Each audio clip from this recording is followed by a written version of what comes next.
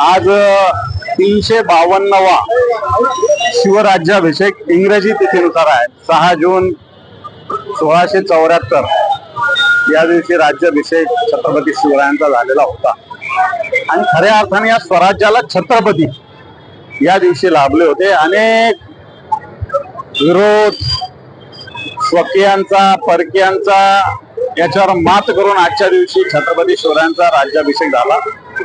खऱ्या अर्थानं या देशाला राजा मिळाला जो या देशाचा होता, या मातीचा होता, या संस्कृतीचा होता, या धर्माचा होता आणि त्यांनी जी शिवशाही निर्माण केली आजही जगाला मार्गदर्शक आहे, जगाला प्रेरित करणारी आहे.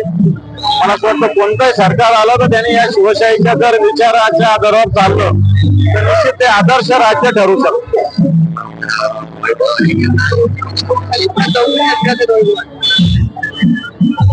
हे पण अशा पद्धतीनं सत्ता संपत्तीचा मिसयूज मोठ्या प्रमाणावर चालू आहे. विधान परिषदेच्या निवडणुकीचा फॉर्म वापस घेताना तुम्ही ते बघितलेला आहे आणि मग हे प्रकार अजूनही चालूच आहे. विधान परिषदेच्या राजकारणावरून वडेट्टीवार लागेल असं सगळी परिस्थिती या राजकारणात झाली.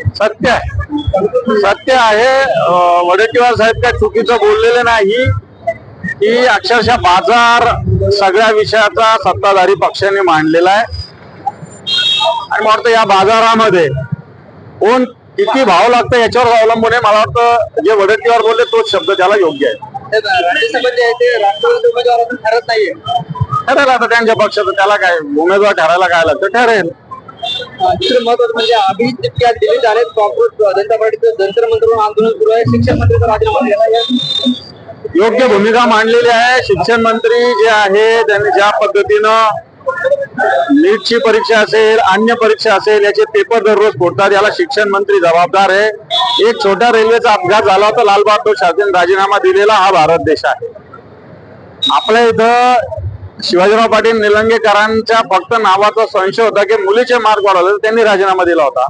आणि आज एवढं धडधाकट दिवसा ढवळ्या लाखो विद्यार्थ्यांचं भवितव्य देखील चांगलं असताना शिक्षण मंत्री खुर्चीला चिटकून येत, मोदी सरकार त्याला संरक्षण देतं. मला वाटतं त्यांचा राजीनामा हा झालाच पाहिजे. राज्य सरकारने एक निर्णय घेतला मराठा समाजाबाबत. ओबीसी समाजाप्रमाणे मराठा समाजाला मिळणाऱ्या सवलती, शैक्षणिक सवलती त्या सोयीसुविधा लागू करण्यात आल्या. मला असं वाटतं ज्यावेळेस भेटतील तेव्हा याला सत्यता मानता येईल. आताच मला या मराठा समाजाच्या या मागण्याविषयीच्या अभ्यासकांची भेट झालेली, डिटेल आम्ही संध्याकाळी चर्चा करणार आहोत. परंतु लबाराच्या घरचं जेवण केल्याशिवाय काही सत्य नसतं. एकदा पूर्ण अभ्यास करावा लागेल, त्याची एसओपी तपासावं लागेल, मगच याच्याविषयी प्रतिक्रिया व्यक्त करता येईल.